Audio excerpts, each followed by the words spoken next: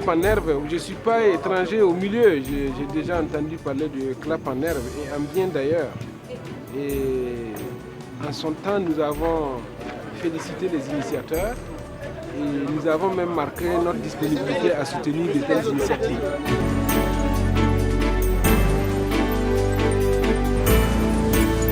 Les JKO sont des journées qui préparent une relève.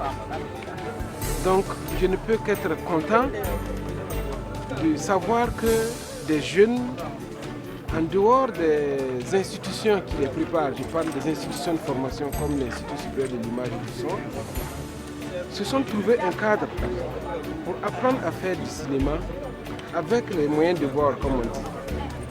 Et naturellement, j'encourage de telles initiatives et à notre manière, nous sommes disposés à apporter les soutiens nécessaires pour permettre à de telles initiatives de faire leur chemin, de se développer pour faire tâche d'huile.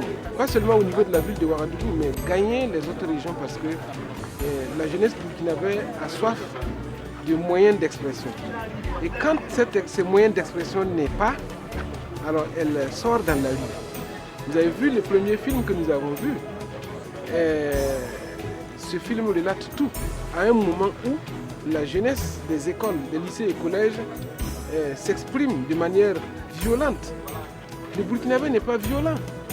Voilà.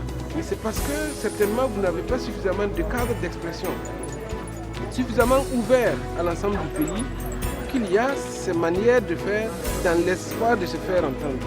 Or, il y a d'autres créneaux. Le cinéma est l'un des meilleurs.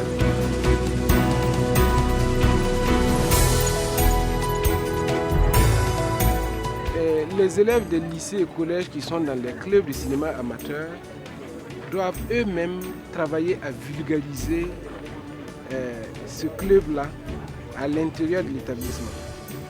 Travailler avec les autorités de ces établissements à disposer d'un cadre physique, comme la bibliothèque, comme le laboratoire, pour regarder des films et pouvoir aussi faire des films. Les écoles peuvent travailler de connivence avec des institutions comme l'ISIS et avec vos parrains qui sont des professionnels pour disposer un tant soit peu de moyens. Si on vous dit de vous équiper en moyens, ce n'est pas sûr que vous puissiez les entretenir et puis voilà, les renouveler parce que ce sont des équipements qui coûtent cher. Comme votre intervention est ponctuelle dans le cadre de la fabrication des films, vous avez besoin juste d'avoir des parrains regardants qui vous encadrent et qui mettent à votre disposition ces moyens-là. Cependant, pour regarder des films, il vous faut une salle. Dans la bibliothèque ou dans vos médiathèques, vous devez disposer d'un petit endroit où les élèves peuvent défiler par classe ou par niveau pour regarder des films. Parce que tant que vous n'allez pas regarder des films, vous ne saurez pas en faire. Voilà. Et là, je lance un appel à vos proviseurs, à vos encadreurs, qu'ils puissent mettre à votre disposition des cadres physiques.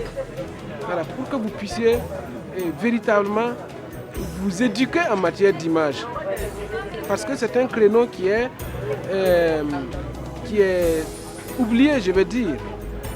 Certainement faute de moyens. Mais tant qu'on n'y met pas de la volonté aussi, ce n'est pas évident qu'on arrive à se surpasser sur les questions de moyens. Ailleurs, il y a même une matière qui est enseignée, qui est l'analyse filmique dans le cadre des cours de français. Donc, arriver à tout cela, c'est important parce que nous laissons notre jeunesse regarder des films sans en comprendre parfois ce que ça veut dire. Et du coup, des déviances peuvent naître parce que les films sont mal analysés, sont mal regardés ou regardés sans encadrement. Et les dérives, c'est ça, hein, quand vous apprenez mal un métier ou une chose, il y a de fortes chances que vous tombez dans les travers.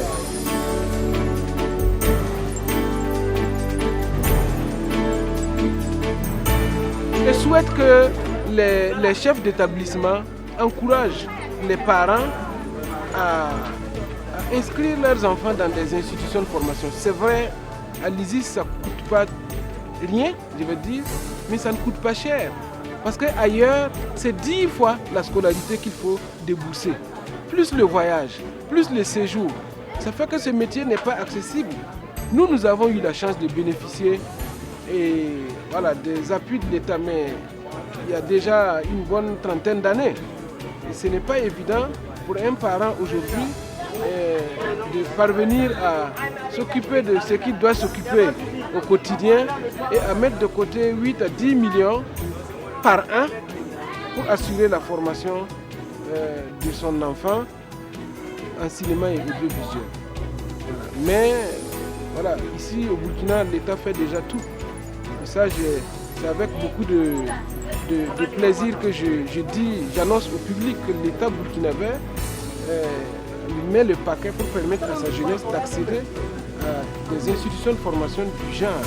Voilà, c'est vrai, il y a l'ISIS, il y a l'ISTIC, mais l'ISIS, c'est spécifiquement cinématographique. Et de ce point de vue, il faut vraiment profiter.